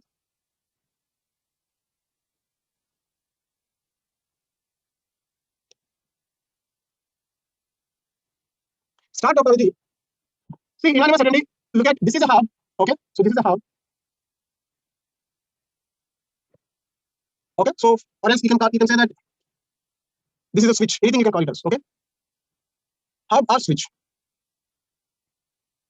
So the physical behavior of this start topology is every node should connect with the hub here. Every node should have a connection with the hub here. Okay, so whatever the link I'm using here, this link is point-to-point link. Yes or no? Because only two stations are getting communicated here or connected here. It is not a broadcast link. It is a point-to-point link. So that what will happen? So this data, whatever the data that is being transferring by this station, okay, can be placed into the switch buffer. So this switch is having some internal buffer. You know, switch is having store and forward device.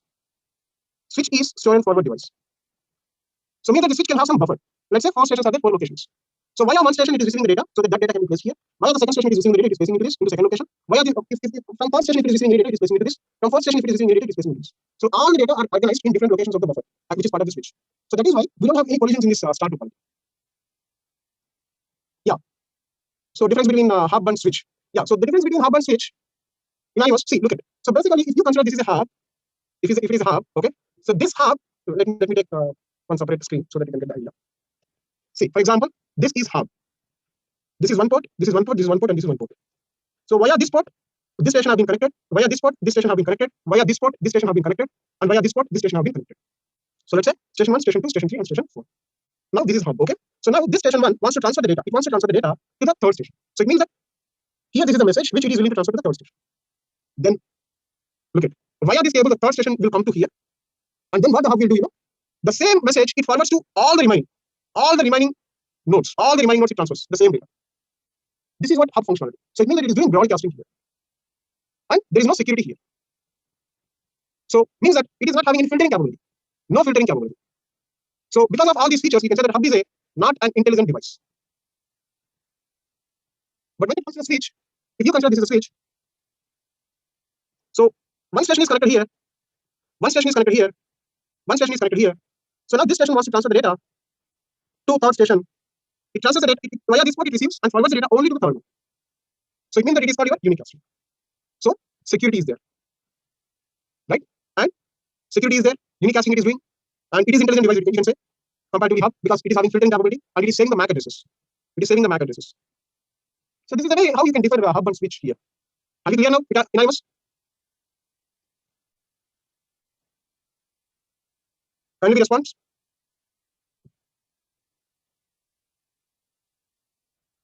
Right.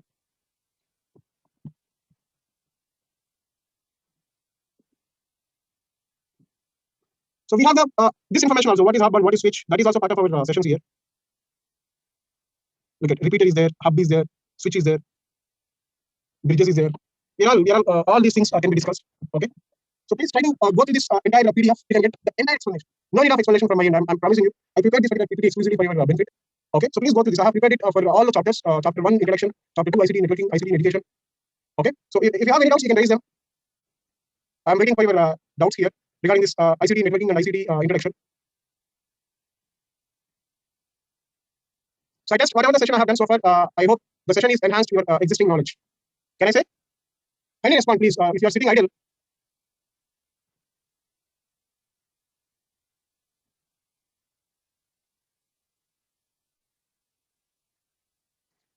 E-commerce, we'll discuss as part of that e-governance. Don't worry about that, Manikumar.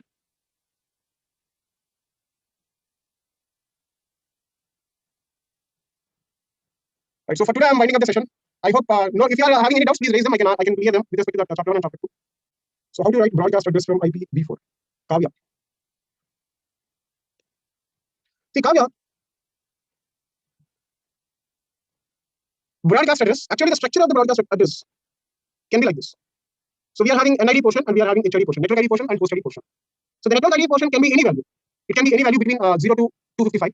Okay, it can be any value because it is a byte, right? Byte means 8 bits. 8 bits, which is 8 combinations, 2 power 8 combinations. So it can be any value, but HID portion should have all ones every time. In every time, the HID portion should have all ones. This is what your broadcast address. Okay, so look at. So this broadcast address is two types basically. This is one is limited broadcast address, and another one is direct broadcast address. So limited broadcast address structure can be like this. Both NID portion and HID portion contains all ones. This is your limited broadcast address structure. And whatever the structure I have given, this is your direct broadcast address. So for example, if you have an IP address like this, 202.5.6.12 or else 10, and the subnet mask address, let's suppose, if it is given that, or else just DNS. So what is the class of this IP address? 202. It is a class of C, right? So what is the default mask address of this class C? 255, 255, 255, 0. This is the default mask address of class C. So in class C, we know that the network ID portion is 3 bytes, and the host ID portion is only 1 byte. So if this host ID portion, so it is here, this 10, look at 202.5.6. I can't change this, I can't touch this particular part because it is NID portion. So only HID portion, I must ensure that only HID portion must contain all ones. So if you convert this IP address into binary, you are going to find like this. So is the HID portion contains all ones here? No. Then what should I do? I have to convert all these bits to all ones. So now if I convert this 201.5.5.6.255. So this can be even broadcast address. Only the host ID portion. Don't touch NID portion. Don't touch subnet ID portion in the case of subnetting also. Only the NID portion. Only the HID portion. Okay. Only the HID portion should be converted to all ones. That is what your broadcast address structure. Got it? Kavya, are you there?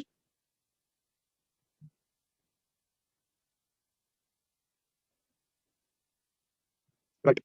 So I guess you are all clear with this session. So we can see, we will update you the next session when it can be, or whether it is there or not. So we will update you. Okay. Thank you so much for your interest in my session. I hope the session is helpful to all of you.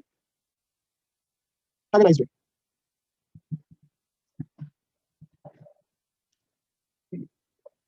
126 slides.